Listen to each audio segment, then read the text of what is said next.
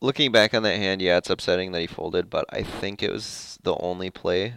Given that if I call, he's just not going to bluff that river very often because I'm representing a ton of strength by calling a raise on that turn, like a lot.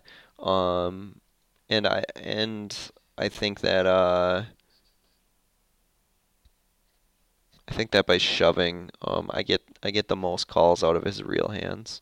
And if I decided to even, like click back or raise a little bit back, that would have thrown up a lot of red flags too. I might have been able to get a call by clicking back maybe, but it seemed like by the speed of his fold, he really didn't have very much at all.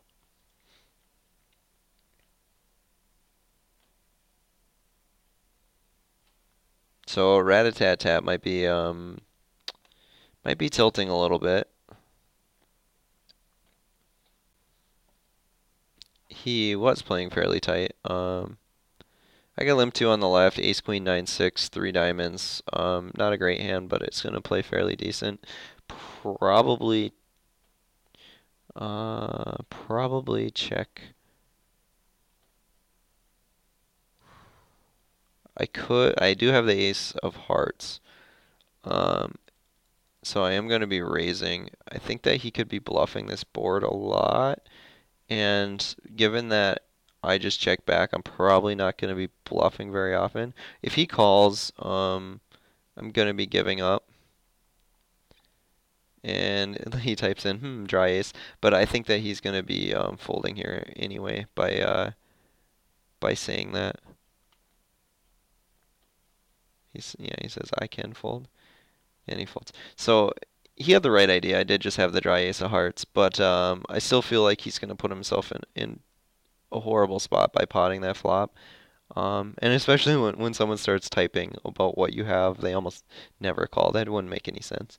Um, they're not going to sit there and give away their hand value if they're planning to make the call. So the second he typed that, I had a really good feeling that he was going to fold. Um,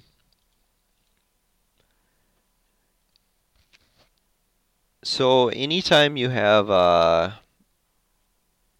the nut blocker to a hand, it doesn't necessarily mean you should bluff. The reason I did there is because the 10-9-6-3 heartboard, when I limp in, I was playing the hand soft. I wasn't raising, I wasn't three betting, and I'm basically saying I want to build a big pot even though the pot was small, which becomes really hard to call with mediocre type hands.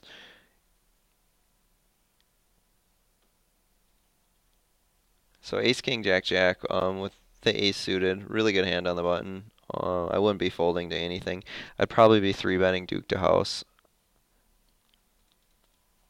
Definitely raising the button. Hand on the right, I have the nut gut shot, and that's it. And it's kind of board where I still feel like this is a kind of board. A lot of people might bluff in this spot. However,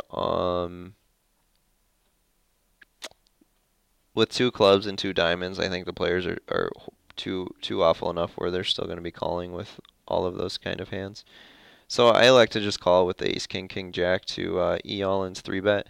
And this is definitely not a spot where you should be stacking off. Because if you think about possible hand ranges, E-Allen is getting it in here with a lot of hands that are kind of like mine, but he probably picked up flush draws. He might have top set. He could have like Queen Jack 10, King Queen Jack 10 or something like that. It's going to be a favorite. And can you imagine if he has like Queen Jack 10 with clubs? I'm just going to be a huge dog the majority of the time. So I end up folding. I'm just okay, and he flopped a set of nines, and then King Queen 5 7. So he had the double flush draw with a gut shot too. So they both played that.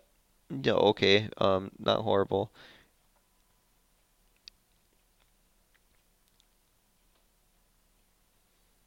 Ace Queen 9 7. I'm actually gonna raise because I think Powerhouse is gonna stack off with his last $1.89. Okay, no, he didn't. I thought he would be getting it in, just like fuck it, I'm getting it in with anything in that spot. 10 3 4 7 on the right. I'm just gonna complete. Double suited. I'm not really hoping for the suits as much as smaller cards, but um, hands that contain the wheel, you get the most value when it comes like when you get the ace five deuce or where they're gonna call with aces up and you have the wheel. That'll happen quite a bit. So king queen three, I am going to be c betting this fairly large, and the reason for that is my range contains this flop a lot. I do get raised, so I'm going to end up folding. I'm going to be potting on the right. Um, I have a gut shot. I have bottom pair, and I have a flush draw. There was no action on the flop, and the three just doesn't change enough where I think I can just take it down to a pot bet. And if I do get called, um, I have a lot of options on the river. I can even decide to check call with a three if I really wanted, or I can just put pressure on the river too. Yalin does put me in a spot, and he has to have somewhat of a real hand to do that, especially with TQ risk behind. So I'm gonna fold. He could have had like ace jack 10, or he could have had top two, or he could have had a set. That's about it. I don't think he's doing it with much else.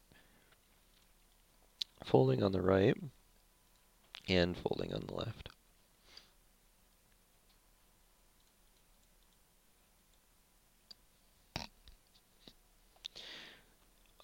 So we haven't really had any huge hand over hands to be honest, which happens more often than you'd think. Like I haven't flopped like middle set against top set or anything, or I haven't had nut flush or second nut flush against nut flush, or we haven't even been any flush over flush or straight over straight hands or anything yet, um, which is interesting. And I really haven't had a whole lot of opportunities to be showing you the three bets pre either that I was talking about, but it's because there hasn't been a lot of aggression.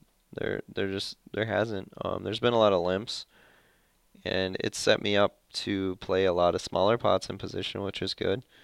Um, but the players aren't aggressive enough to be three betting. Just hasn't happened that way. So now Duke DeHouse is on both tables. He's a rig, and he plays all the way up to 1-2, I believe. He raises into me. I'm not going to be folding my big blind very often to a small blind open. It's just one of my things. I don't like folding position, regardless of my hand. I think that there's too much I can do. So he checks, and that's either checking to give up or checking to call. And I think that checking back is probably my best play. If his plan was to check call, ace 10 isn't really the best hand majority of the time. And if he's checking to check raise, I can't really call a check raise very often. It'd be kind of weird. And if he was okay, so I have to be checking back this river. It would really suck if he bet. I think he does have a hand like ace jack a lot of the time, the way this hand played, and I might lose or I might win. Okay, he has ace 10 7 8 with hearts.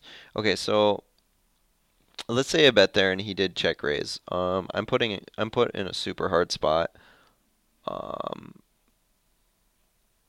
and if I bet and he check folds, I didn't really accomplish too much. Yeah, I protected my hand and I won, whippy, but having top pair in that spot, I think there's just better options. And checking was better, I think.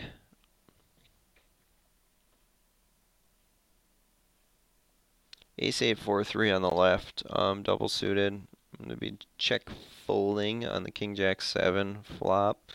Um, so this is the complete opposite of a lockdown board. There's about Well, let's talk about all the straight draws. Ace 10 is a straight draw, Queen 10 is a straight draw, 10 9 is a straight draw, 8 9 is a straight draw.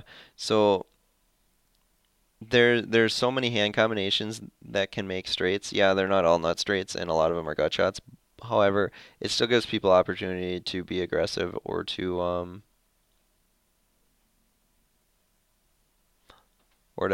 call and put you in weird spots. So Queen 10 6 7, I'm going to be raising and isolating T Cruris. Um, Powerhouse ends up stacking off, which is fine, and now I have no option. I just have to call. Um, I'd flop a heart draw, and I have a couple options here. So I have to go to showdown with Powerhouse. And how often do I think Queen High is good? Probably not very often. So if I hit any pair.